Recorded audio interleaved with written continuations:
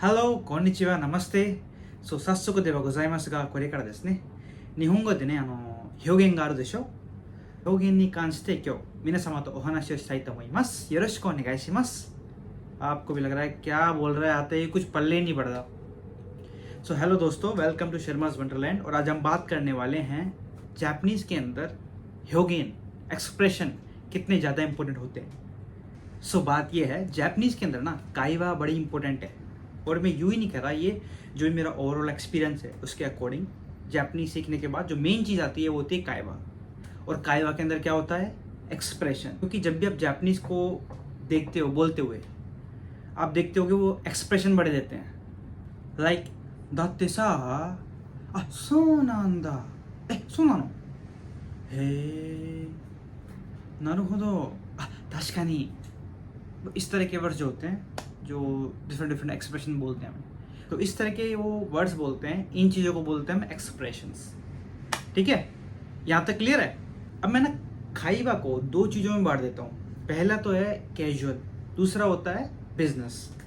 तो एक तो हम कैजुअली बोलते हैं जिसमें बहुत सारे एक्सप्रेशन डाल के बोलते हैं, एक होता है बिजनेस। बिजनेस काइबा करते वक्त आपने सुना होगा या नहीं सुना होगा, मुझे नहीं पता, बट बिजनेस काइबा करते वक्त इतने एक्सप्रेशन नहीं देते, बहुत नॉर्मली देते हैं। लाइक क्योंकि वो प्रोफेशनल है ना। जैसे कि सोचिशिमाशिता, हाई काशिकोमारिमाशिता, हाई देवा कोरे कारा सासेते इतादाकिमासु नोदे योरोशिकु ओनेगाइशिमासु, हाई। मतलब काफ़ी प्रोफेशनल के बोल रहा हूँ मैं, मतलब बहुत स्ट्रिक्ट होके। It's not like casual conversation कि मैं अलग अलग एक्सप्रेशन डाल के बोल रहा हूँ, तो थोड़ा डिफरेंस है। तो इसलिए कैजुअल अलग, बिजनेस अलग। यहाँ तक समझ में आ गया? एक बात मानोगे, हमने जो जापानीज़ पढ़ी है वो बुक से पढ़ी हुई है, तो हम तो वही बोलेंगे ना जो बुक से पढ़ के हमने सीखा है। जापानीज़ क्या है? जापानीज़ तो नेटिव है, तो उन्होंने वो एक्सप्रेशन के साथ पढ़ी हुई है, तो वो जब बोलते हैं तो उनकी लैंग्वेज नेचुरल लगती है, और हमारी लगती है फुशिज़न, जिसे बोलते हैं नेचुरल। तो हमको क्या करना है? हमको भी उनकी तरह वो एक्सप्रेशन डालने हैं अपनी काइबा में, जिससे हमारी जापानीज़ जो है वो और नेटिव जैसी लगे बात करते वक्त। लॉजिक समझ में आ रहा है क्या बोल रहा हूँ मैं? सो आज हम वही सीखना है यहाँ पे कि एक्सप्रेशन में कैसे जाना है। मैं आपको कुछ एग्जांपल्स दूंगा और आप मेरे से रिपीट करना, ठीक है?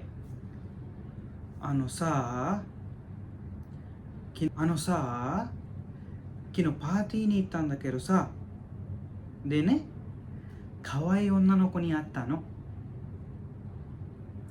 यहाँ तक सुन में आया? With expression. 昨日パーティーに行ったんだけどさ、可愛い女の子に会ったの。でね、repeat。でね、話そうかと思ったら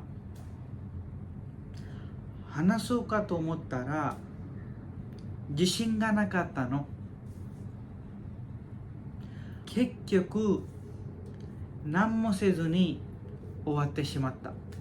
अब देखो, मैंने जो बोला है ना अभी, ये सब एक्सप्रेशन के साथ बोला है, ठीक है? मैंने क्या बोला, अगर मैं इसको हिंदी में बोलने की ट्राई करूं, अरे कल ना मैं पार्टी में गया था और वहाँ पे ना एक लड़की मिली क्यूट सी।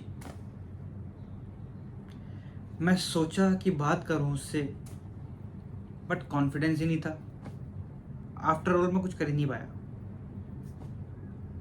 तो इसको अगर हम बिना एक्सप्रेशन के बोलते तो थोड़ा अजीब लगता, लाइक बुकिश लैंग्वेज में। किनो पाते नहीं कि मस्ता तो को दे खवाई उन्होंने को नहीं आते हनाशी उष्टा कात्ताんですけど自信もなかったし、結局話さなかった。अब देखो थोड़ा डिफरेंस समझ में आ रहा है? ये मैंने बुक से जो पढ़ी हुई मैंने जापानीज़ है वो बोली है, और एक बोली एक्सप्रेशन के साथ, तो ये डिफरेंस है। ये भी मैंने कई पॉडकास्ट सुन के, अलग अलग जगह बुक में देख के या एक्सप्रेशन डालना अपनी लैंग्वेज में सीखा है। तो ये क्यों मेन है? क्योंकि आपका जो लैंग्वेज है वो और नेटिव लगेगी और थोड़ा आप फ्लुएंट साउंड करोगे, तो इसलिए जो एक्सप्रेशन है वो आपकी कन्वर्सेशन में इम्पोर्टेंट है। बिजनेस जापानीज़ है वो आपको क्लासेस लेनी पड़ेंगी या यूट्यूब पे जाके कंटेंट देखना पड़ेगा। तो बहुत सारी चीज़ें हैं सीखने के लिए जापानीज़ के अंदर। एक कैजुअल और एक बिजनेस तो बहुत बड़ी चीज़ें हैं, धीरे धीरे स्टेप बाय स्टेप चलना है। पहले कैजुअल फिर बिजनेस, क्योंकि हमारा जो काइबा है वो हमको इम्प्रूव करनी है, जिससे हम मोर फ्लुएंट साउंड करें, थोड़ा और इम्प्रूव हो हमारी लैंग्वेज। क्योंकि हम इतनी मेहनत कर रहे हैं जापानीज सीख के, फ्लुएंट नहीं लगेगी तो क्या फ़ायदा। मतलब कर तो रहे हैं, काम करना है, वो सब करना है, फिर भी और थोड़ा नेटिव पोई लगनी चाहिए कि हम नेटिव वाला साउंड कर रहे हैं, थोड़ा सा और मेहनत करके उसमें जान डाल के। लास्ट कंक्लूजन ये है कि फोकस ऑन जापानीज एक्सप्रेशन, और आप कैसे अपने जो एक्सप्रेशन को और इम्प्रूव कर सकते हो। पॉडकास्ट देखो यूट्यूब पे, मैं एक बहुत अच्छा पॉडकास्ट जानता हूँ यू जापानीज़ करके, यू पॉडकास्ट, उसको सुनना ध्यान से, वो सेंस से बहुत सही है। आप सुनोगे तो आपको भी लगेगा अच्छा ये डिफरेंस है, मतलब काफ़ी चीज़ सीखने को मिलेंगी। मैं बड़ा सुनता हूँ उनको। और वीडियोस देखो यूट्यूब पे एक्सप्रेशन के लिए, एक्चुअल में प्रैक्टिस करो, ट्राई करो अपने आप से बोलने के लिए। बोल के ट्राई करोगे तो आपके दिमाग में सेट हो जाएंगी। तो ये सारी चीज़ें अगर ट्राई करोगे तो डेफिनेटली आपकी लैंग्वेज में इम्प्रूवमेंट आएगा। ठीक है, so if you have any doubts कुछ भी हो पूछ लेना कमेंट सेक्शन में, I will try to answer.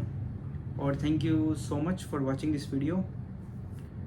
और अगर सच में अच्छी लगे तो कमेंट और सब्सक्राइब करना। I will try to make an another video for you गाइस।最後までこの動画を見ていただきありがとうございます。また次のビデオでお会いするのをお待ちしております。